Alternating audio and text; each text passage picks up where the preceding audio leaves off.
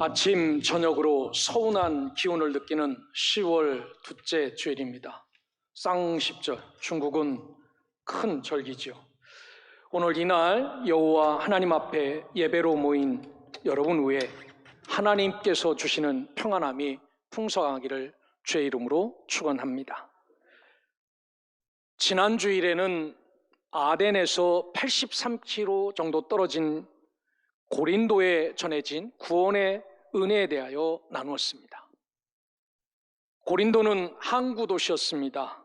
해상무역이 왕성한 곳이지만 한편으로는 아주 방탕하고 음란함을 상징하는 도시였습니다. 그래서 고린도에 산다, 고린도식으로 산다라는 이야기는 욕과 같은 이야기였습니다.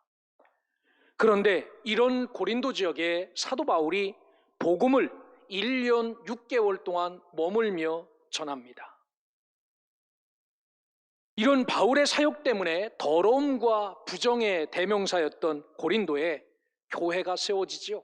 이것 때문에 사도 바울이 가슴 아픈 삶을 살았지만 그래도 이 교회가 세워져 1958년 지금까지 1958년이 지난 지금까지 아직 그 교회가 고린도 지역에 있어서 오늘 또 예수가 그리스도됨을 증거하는 교회로 세워져 있음을 볼 수 있습니다.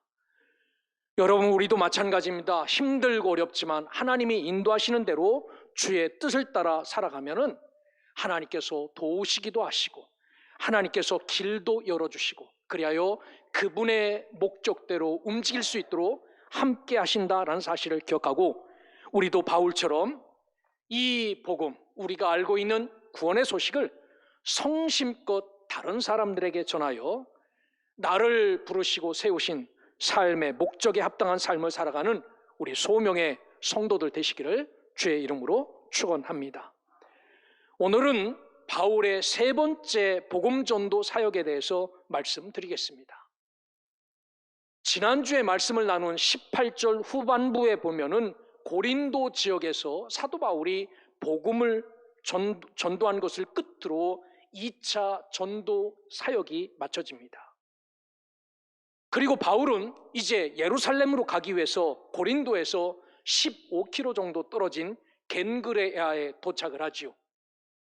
그리고 어떤 심경이 있었는지는 모르지만 그곳에서 머리를 박박 깎습니다. 쉬운 일은 아니지요.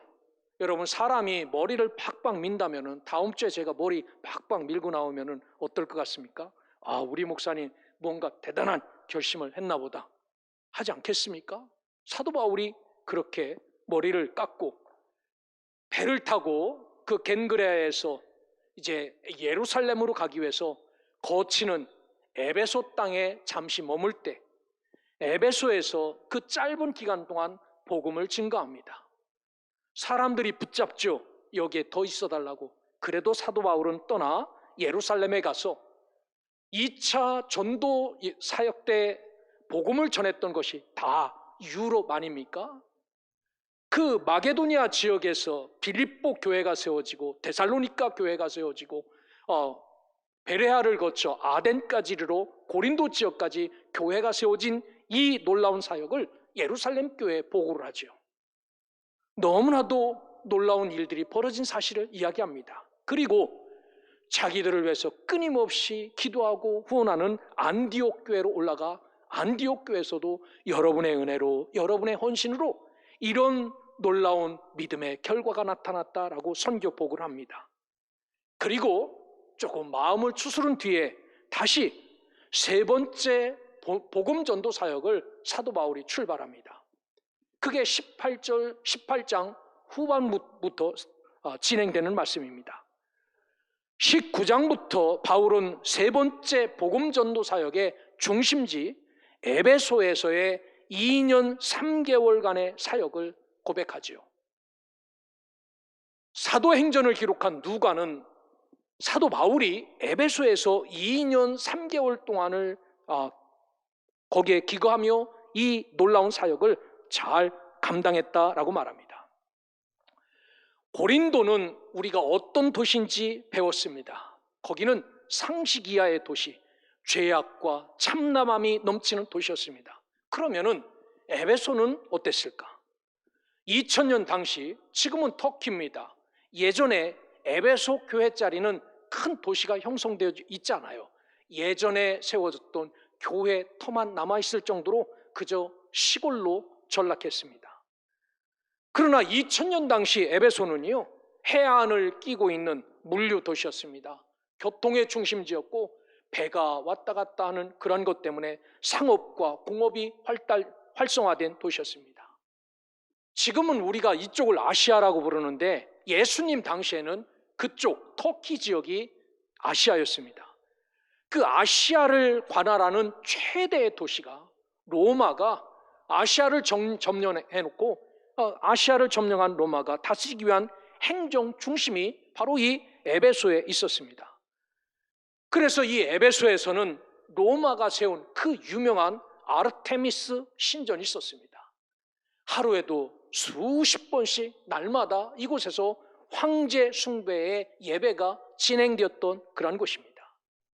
그래서 사람들은 에베소를 어떻게 불렀냐면, 당신 어디에서 왔습니까? 에베소에서 왔습니까? 아, 그 사람들 에베소 사람들인가? 라고 그렇게 말하지 않았습니다. 에베소를 부를 때 어떻게 불렀냐면은, 저 땅은 아데미 신에게 바쳐진 도시, 아데미 신에게 드려진 도시, 이게 에베소였습니다. 여러분, 이 정도로 에베소를 불렀으니까 에베소가 어떠했겠습니까? 우상과 그 모든 잡신이 아주 풍성하고 넘쳐나는 그러한 도시지요. 그런데 사도 바울은 이곳에 소아시아, 이 아시아를 전체를 대표하여 이 복음을 전하는 전진기지로 에베소를 택하지요. 이렇게 영적으로 혼탁한 에베소에 오늘 성경에 보면 어떤 역사가 나타나고 어떻게 복음이 뿌려지고 그 복음이 뿌려지고 난 뒤에 어떤 결과가 있는지에 대해서 말씀을 들을 때, 우리도 하나님의 말씀을 잘 들어 그 변질되고 혼탁한 에베소가 사도 바울의 복음 뿌림을 인하여 변화된 그 모습을 보고 우리도 이렇게 변화되고 우리도 본받아 하나님의 거룩한 뜻을 이루는 교회가 되시기를 주의 이름으로 축원합니다. 에베소는 정말 혼탁한 도시였는데 이 에베소에 사도 바울이 복음을 뿌리니까 불완전한 믿음이 온전케 되는 역사가 있고, 제자들을 따로 세워 두란노 서원을 세워서 2년 동안 말씀을 가르칩니다. 주의 말씀이 힘이 있어 악한 영들이 무너지고 복음이 흥왕하여 이 에베소 교회가 힘을 얻어갔다라고 말합니다. 우리가 사는 이 시대도 얼마나 불완전합니까? 얼마나 혼탁합니까? 요즘은요, 교회 보기를 유흥주점 보는 것보다 더 못하게 보는 것 같아요. 우리 교회 보기를 세상의 쓰레기처럼 사람들이 보는 시대에 살고 있습니다. 왜 우리가 이렇게 됐을까요? 오늘 우리의 믿음이 온전하지 못해서, 삶이 온전하지 못하고 뭔가 부족함이 있어서 세상이 우리를 이렇게 판단하는 것 아니겠습니까? 다시 한번 그 영을 힘입어 하나님의 통치를 받음으로 이 어그러지고 이 잘못된 교회를 올바로 세워 옛날처럼 영향력 있는 교회로 잘 세워나가 하나님의 뜻을 이루는 교회 되기를 주의 이름으로 축원합니다. 바울은 이 사역을 하기 위해서 꽃길을 걸은 것 아닙니다. 험난한 난관의 연속이었습니다. 때로는 밥도 굶고 때로는 맞아 죽을 지경까지 이르고 여러 가지 위험을 만났지만 지속되는 은혜를 저버리지 않고 하나님 말씀에 순종하여 복음을 전하지요. 시편 126편 5절은 눈물을 흘리며 씨를 뿌리는 자는 기쁨으로 거두리다라는 말씀을 붙잡고 힘들어도 어려워도 그렇게 삶으로 에베소 교회를 세워 그 교회가 모범이 되었던 것을 기억하시고, 우리도 하나님의 은혜를 따라 때를 얻든지 못 얻든지 성심껏 이 복음의 씨앗을 잘 나누며 살아가는 소명의 성도들 되시기를 주의 이름으로 축원합니다. 바울은 에베소 사역을 하면서 무엇을 특징 삼아 이 복음을 전했는지, 오늘 성경을 보면 성령을 받았느냐, 성령이 성령을 아느냐? 아주 성령에 민감한 삶을 에베소 사역을 하면서 사도 바울이 나갑니다. 그는 세 번째 전도 사역을 하면서 배를 타지 않고 육로를 거쳐 터키 지역 내륙으로 들어가며 1차 전도 여행 때 세웠던 갈라디아 지방과 부르기아를 거쳐서 에베소에 도착합니다. 바울이 돌아올 때 2차 전도 여행을 마치고 돌아올 때 에베소에 잠깐 들려서 복음을 전했다 했지요. 거기에서 제자들을 만납니다. 그들 붙잡는 사람들에게 내 하나님의 뜻이면 너에게 돌아오리라 라고 약속하고 왔는데 진짜 세 번째 전도 사역을 하면서 에베소에 돌아오고 그의 제자들을 만나죠. 그리고 가장 먼저 에베소의 제자들을 만난 사도 바울이 한 일이 뭐냐면 기쁩니다. 안녕하셨습니까? 좋았습니까? 어떻게 지냈습니까? 이 이야기가 아니라 오늘 사도 바울이 너희가 믿을 때 성령을 받았느냐라고 물어요. 지금까지 한 번도 사도 바울이 어디에 가서든지 성령 얘기를 꺼내놓지 않았습니다. 그런데 오늘은 에베소에 발을 들여놓자마자 너희가 예수 믿을 때 그 영이 너희에게 임하였느냐라고 물어요. 에베소 성도들은 말합니다. 성령이 계시다는 사실도 우리는 알지 못하고 있습니다. 바울은 1차, 2차 복음전도 사역을 마치며 도시마다 변론하고 논쟁하는 것이 별 효과가 없다고 결론 내린 것 같습니다. 그러면서 작정하고 세 번째 사역부터는 목숨 걸듯이 성령을 말씀하고 하나님의 나라를 말씀하고 살아가는 것을 볼 수 있습니다. 사랑하는 성도 여러분, 오늘 사도 바울이 우리에게 묻는다면 당신은 성령을 받았습니까? 라고 묻는다면 아멘, 나는 성령 따라 움직이고 성령이 내 위에 있음을 믿습니다 라고 답할 수 있는 믿음의 백성들 되시기를 주의 이름으로 축원합니다. 왜 사도 바울이 이 사실, 성령 받은 사실을 중요하게 여겼냐면요, 사도행전 2장에 보면 초대교회 교인들이 시련과 핍박 속에서 성령의 임재를 위해서 기도할 때 하늘에서 각 사람에게 성령이 내려오지요. 급하고 강한 바람 같은 소리로 불의 혀가 갈라지는 그 놀라운 은혜가 사람들 위에 임하여 그 영혼이 충만하게 되고 성령의 말하심을 따라 말을 하는데 방언으로 말하는 역사가 시작됩니다. 그리고 이 성령 충만한 임재로 어떤 일이 벌어지냐면 하나님의 백성들의 모임인 교회가 성령 충만함으로 이루어집니다. 이 교회는 세상의 논리를 변론하는 것이 아니라 성령 안에서 사귐을 갖고 공동체로 세워져 하나님의 나라를 증거하는 교회로 변화되죠. 사도 바울은 이 사실을 기억하고 성령 충만한가를 물었지요.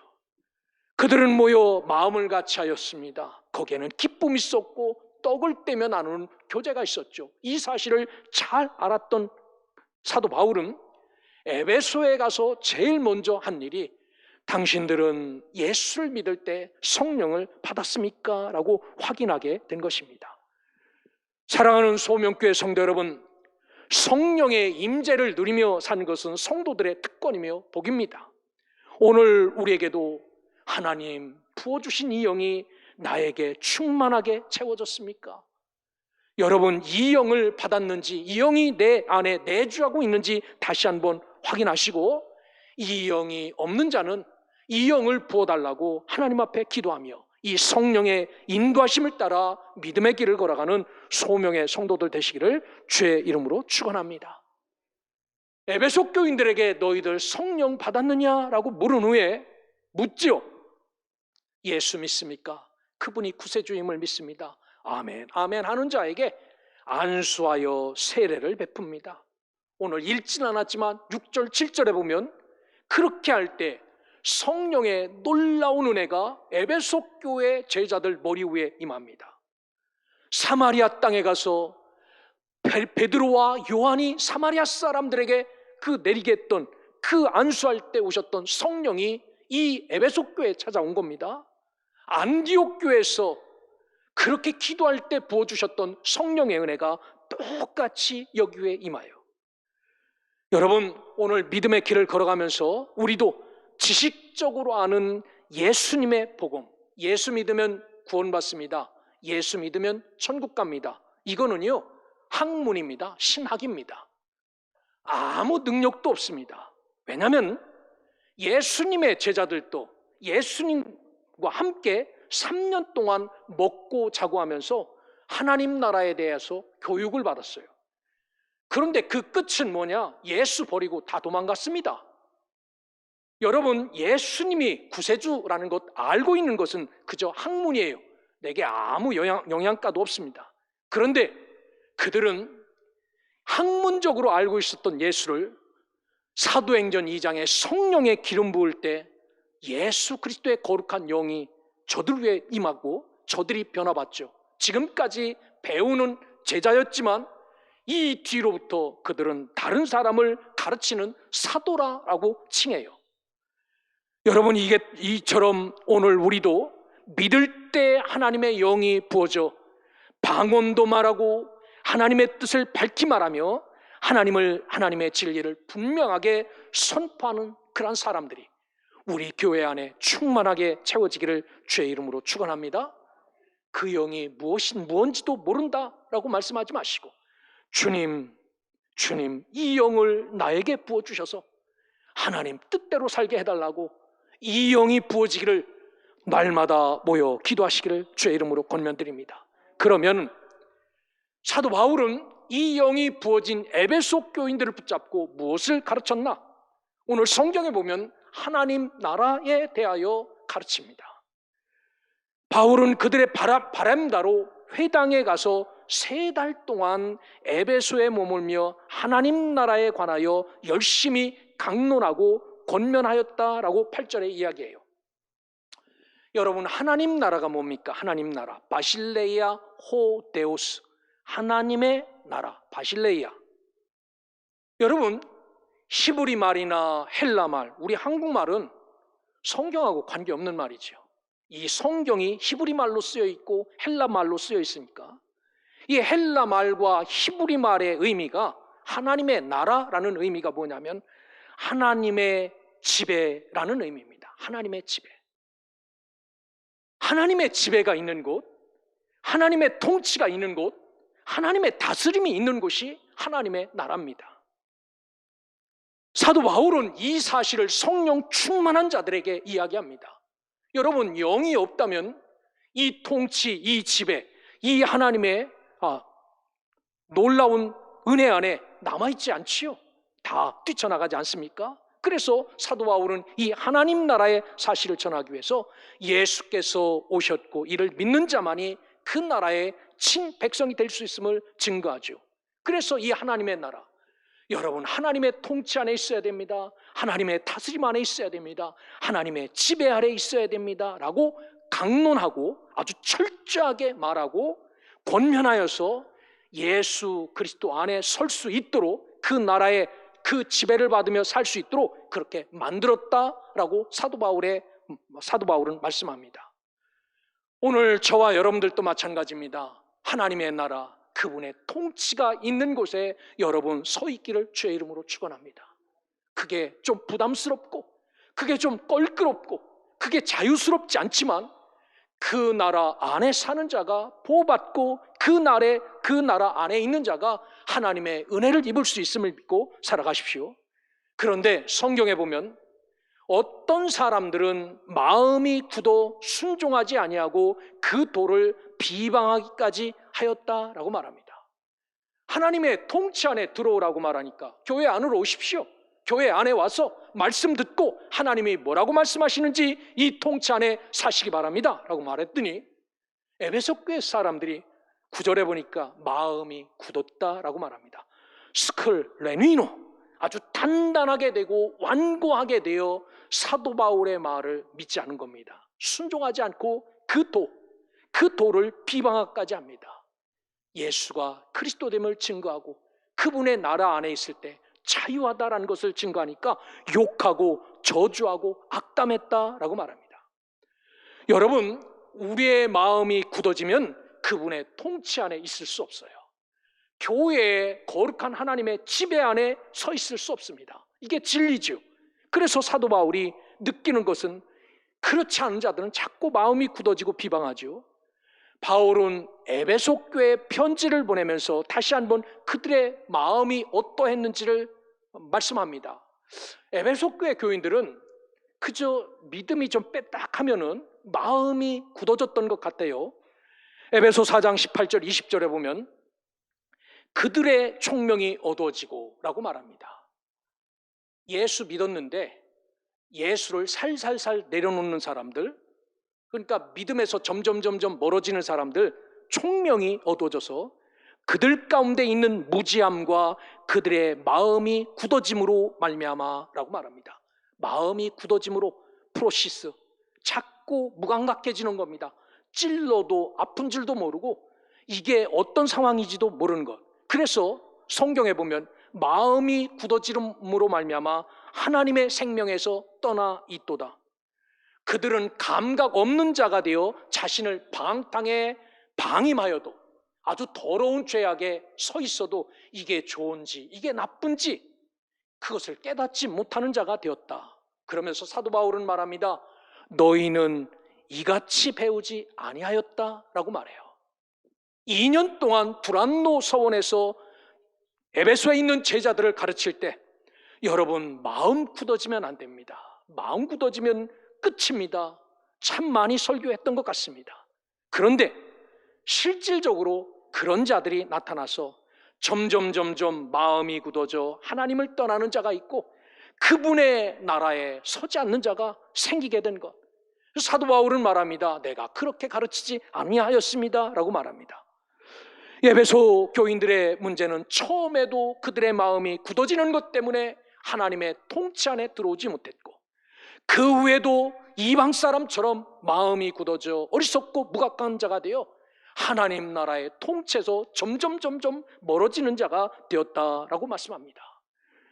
사랑하는 소명교회 성도 여러분, 여러분 전해드리는 이 하나님의 말씀을 잘 듣고 깨닫는 자가 되어서 여러분만큼은 이 믿음에서 멀어져 하나님 통치, 하나님의 다스림에서 멀어지는 자가 아니라 그분의 은혜 안에, 그분의 통치 아래, 그분의 다스림 안에 잘 세움받고 마음이 굳어지지 않도록 말씀 위에 서서 이 하나님의 통치를 따라 순종하는 삶을 살아가시기를 주의 이름으로 축원합니다.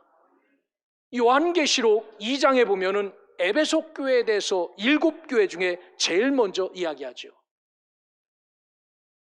사도 요한은 성령님이 주시는 말씀을 갖고 에베소 교회를 처음 칭찬합니다. 그 아데미 신전이 우글우글한 곳에서 인내하며 믿음 지킨 것 칭찬합니다. 그리고 나중에 책망하는 것이 뭐냐면 너희 처음 사랑을 버렸노라 라고 말합니다. 처음 사랑을 버렸다.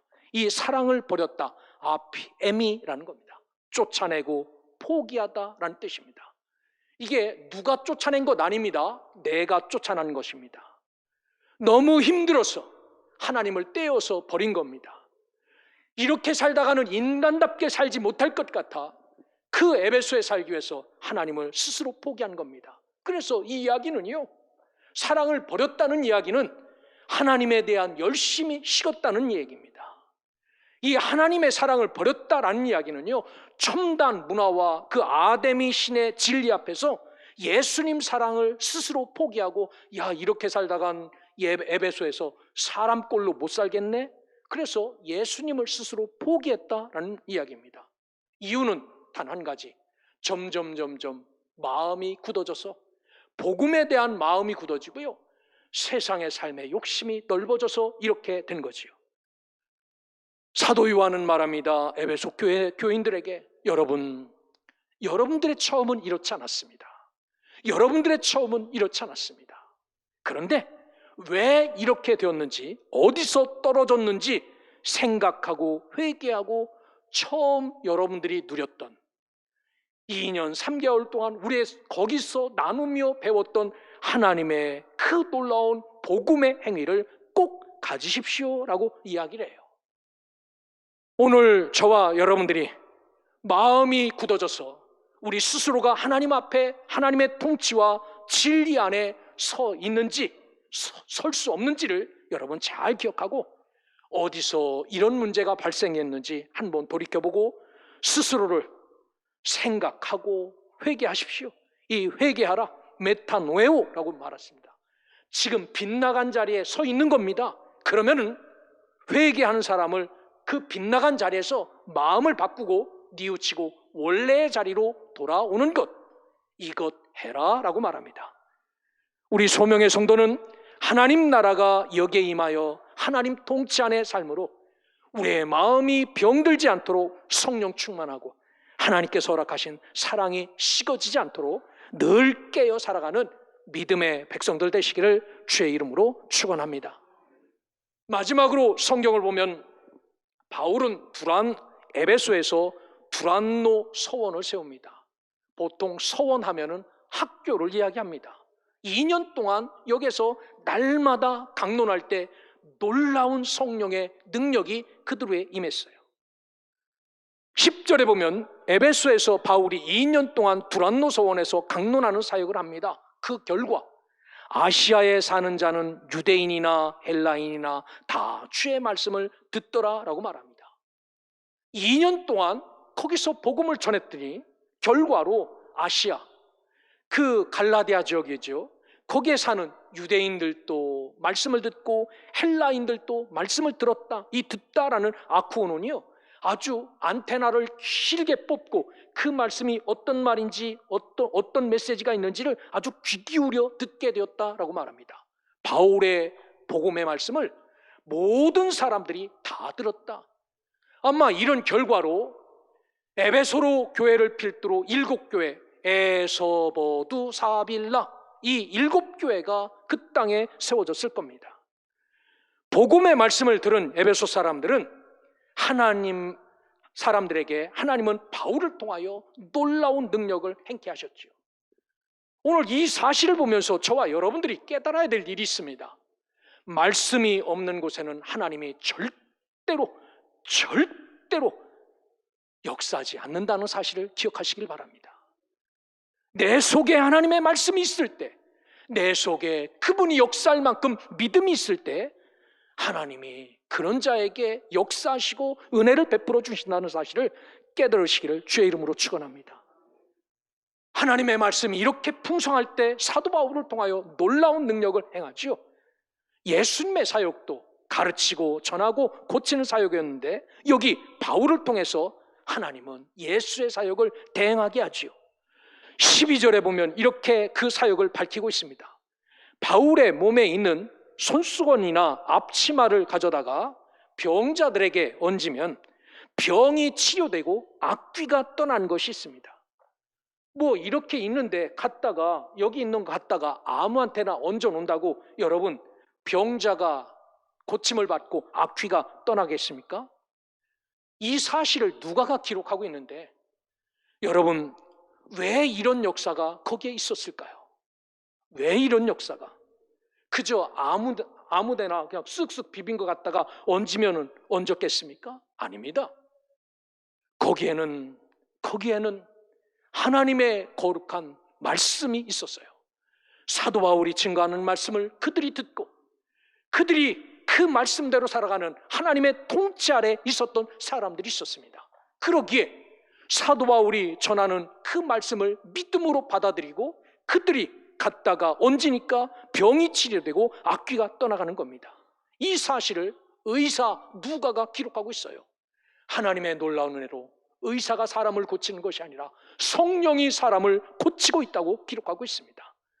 사랑하는 성도 여러분, 우리 교회도 하나님의 말씀을 가슴에 품고 새기면서 오늘 나에게도 이런 역사가 나타날 수 있기를, 하나님의 말씀으로 무장되어 하나님의 통치 아래 있는 나에게 여호와 라파의 하나님께서 누구든지 고치고 회복시키는 은총을 누리는 교회, 은총을 누리는 성도가 되게 해달라고 기도하고 실질적으로 믿는 자가 되어 치료받는 여러분들이 되시기를 주의 이름으로 축원합니다. 이런 놀라운 성령의 역사 뒤에는 악한 영도 이어지죠. 역사도 있지요.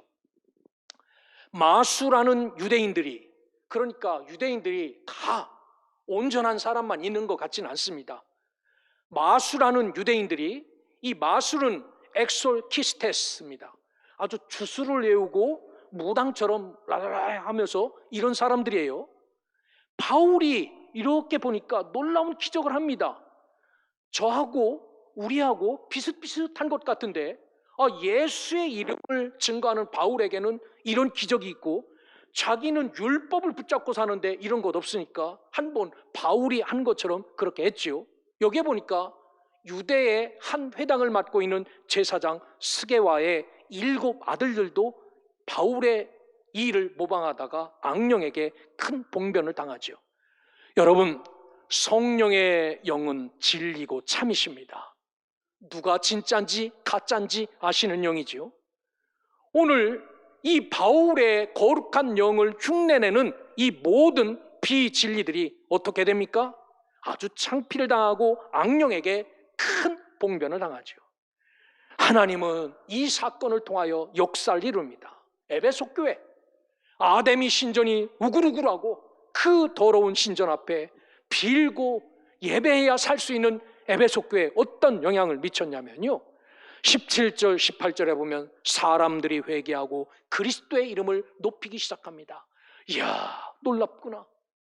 우리 아데미 씨는 수천 년 동안 섬겨도 이런 적 없었는데 예수의 영은 놀랍구나, 놀랍구나. 그 이름이 높여졌다라고 말합니다. 그래서 다 이 일을 알고 두려워하며 주 예수의 이름을 높이고 믿은 사람들이 많이 와서 자복하고 행한 일을 알렸다.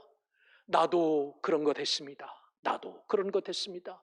나도 이렇게 살았습니다. 자복하면서 하나님 회개하고 하나님의 이름, 예수의 이름만 높였다라고 말합니다. 오늘 우리가 성령에 온전히 사로잡혀 산다면요, 우리를 통하여서도 하나님은 이런 일을 하신다는 사실을 기억하고, 오늘 우리를 통하여 하나님의 이름이 높여지는데 쓰임받는 자 되시기를 주의 이름으로 축원합니다. 뿐만 아니라 마술사들은 자신들이 거짓 행위를 완전히 청산하게 되는 거지요. 19절에 보십시오. 그 마술 행하던 많은 사람이 책을 모아가지고 와서 모든 사람 앞에 불사릅니다. 그 계산 책값이 은 5만이었더라. 여러분, 은 5만이 지금이어도 무지무지 비싼 값이지요. 그 사람들이 자기네들이 지금까지 가지고 있었던 그것이 진짜가 아님을 깨닫고, 지금까지 그것 갖고 밥 벌어먹고 살았던 그 마술을 행하던 모든 도구와 책을 다 불살랐다.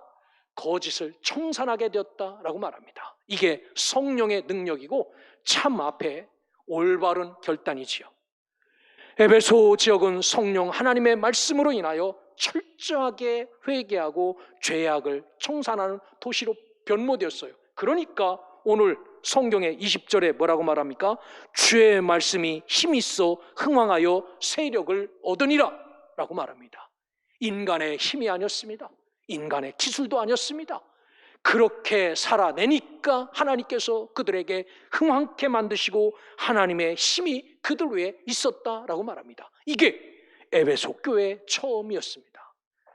사랑하는 성도 여러분, 오늘 저와 여러분들도 하나님의 은혜를 따라 성령을 따라 살아가면 우리도 하나님이 이렇게 쓰심을 믿고 오직 하나님의 은혜 안에 흔들림 없이 믿음의 길을 걸어갈 수 있기를 주의 이름으로 축원합니다.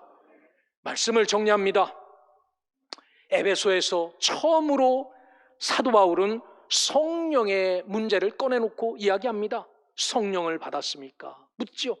그리고 한 번도 그런 이야기 한 적 없는데 하나님 나라에 관하여 말씀을 선포합니다. 하나님의 통치가 뭔지, 그 통치 안에 있는 자가 어떤 은혜를 누리고 살아가는지, 그리고 서원을 만들어 2년 동안 가르치고 강론하고 그들을 통하여 놀라운 역사가 실질적으로 나타나는 것을 보여줍니다. 하나님의 역사는 성령을 통하여 우리에게 임한다는 사실을 기억해야 됩니다.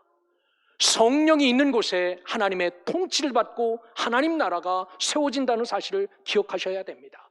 그 나라의 역사도 있고 그 나라의 기적도 나타나는 사실을 기억하셔야 됩니다. 그러기에 에베소 교회처럼 우리가 성령을 받았는지 점검하며 사십시오. 할 수만 있다면 나에게도 이 영을 부어달라고 기도할 수 있는 여러분들 되시기를 주의 이름으로 축원합니다. 지금 육신적으로는 곤비하여도 힘들어도 그래도 하나님, 나는 당신의 통치 아래 있기를 원합니다. 하나님 나라에 거하기를 원합니다. 여기서 잘 살아야 그 나라 가서도 사는 것 아니겠습니까? 그래서 하나님 통치를 잘 받고 순종하며 살겠다고 말씀하십시오. 이런 자에게 하나님이 기적도 허락하시고 고치심도 허락하시고 회복도 허락하신다는 사실을 기억하고, 오늘 에베소 복음 전도를 통하여 하나님의 나라는 경건의 모양이 아닌 능력임을 분명히 믿고, 우리 교회가 성령 충만하여 하나님 나라 안에서 하나님의 거룩한 뜻을 이루며 살아가는 소명의 성도들 되시기를 주의 이름으로 축원합니다.